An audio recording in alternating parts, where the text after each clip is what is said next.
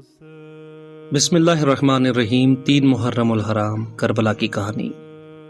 السلام علیکم ورحمۃ اللہ وبرکاتہ۔ سامعین، ذرا تصور کیجئے تپتا ہوا صحرا، دور دور تک پھیلی سنہری ریت اور ایک چھوٹا سا قافلہ جو اللہ کی رضا کے سفر پر رواں ہے۔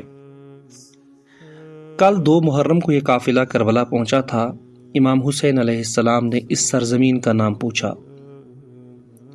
جب عرض کیا گیا کربلا تو آپ کی نگاہیں آسمان کی طرف اٹھ گئیں۔ دل جیسے آنے والے وقت کی داستان پڑھ رہا تھا۔ روایت ہے کہ امام علیہ السلام نے اس زمین کو خرید لیا تاکہ آنے والے زمانے جان سکیں کہ یہ سرزمین ایک عظیم قربانی کی گواہ بننے والی ہے۔ اور پھر 3 محرم 61 ہجری کی صبح نمودار ہوئی۔ سورج ویسے ہی طلوع ہوا جیسے ہر روز ہوتا ہے، مگر کربلا کی فضا آج مختلف تھی۔ صحرا کی خاموشی میں ایک انجانی سی اداسی گھلی ہوئی تھی۔ امام حسین اپنے خیمے کے درمیان اہل بیت اور وفادار ساتھیوں کے ساتھ موجود تھے۔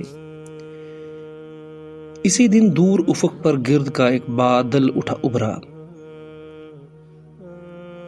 وہ عمر بن سعد کا لشکر تھا جو ہزاروں سپاہیوں کے ساتھ کربلا پہنچ رہا تھا۔ ریت اڑ رہی تھی، گھوڑوں کی ٹانپیں گونج رہی تھیں اور کربلا ایک نئے مرحلے میں داخل ہو رہی تھی۔ ایک طرف تعداد میں کم مگر ایمان میں پہاڑوں سے بلند لوگ تھے، اور دوسری جانب ایک بڑا لشکر جو طاقت کے نشے میں حق کی آواز دبانے آیا تھا۔ مگر تاریخ نے بعد میں دیکھا کہ طاقت کے لشکر مٹ گئے، جبکہ حسین کا نام ہر دور کے آزاد انسان کے دل میں دھڑکن بن گیا۔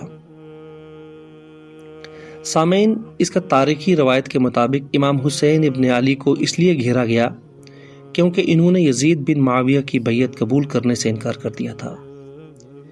امام حسین کا ماننا تھا کہ قیادت ایسے شخص کے ہاتھ میں نہیں ہونی چاہیے جو اسلامی اصولوں اور عدل کے معیار پہ پورا نہ اترتا ہو۔ دوسری طرف یزید کی حکومت چاہتی تھی کہ امام حسین بیعت کر لیں، کیونکہ آپ رسول اکرم صلی اللہ علیہ وآلہ وسلم کے نواسے اور امت میں ایک انتہائی با اثر اور محترم شخصیت تھے۔ جب امام حسین مکہ سے روانہ ہوئے اور پھر کوفہ کی جانب جانے لگے تو حکومت نے راستے میں ان کا محاصرہ کر لیا، یعنی انہیں گھیر دیا۔ آخرکار 2 محرم 61 ہجری کو آپ کا قافلہ کربلا میں روک دیا گیا۔ بعد میں مزید لشکر آتے گئے اور محاصرہ سخت ہوتا گیا، یہاں تک کہ پانی تک کی رسائی محدود کر دی گئی۔ سامعین، 3 محرم ہمیں یاد دلاتا ہے کہ آزمائش جب بھی آئے حق کا راستہ نہیں چھوڑنا چاہیے، کیونکہ کربلا کا سبق یہی ہے کہ سچائی کی فتح تعداد سے نہیں کردار سے ہوتی ہے۔ اپنے دوست سید اویشہ کو دیجیے اجازت، پھر ملیں گے۔ اللہ حافظ، اللہ نگہبان۔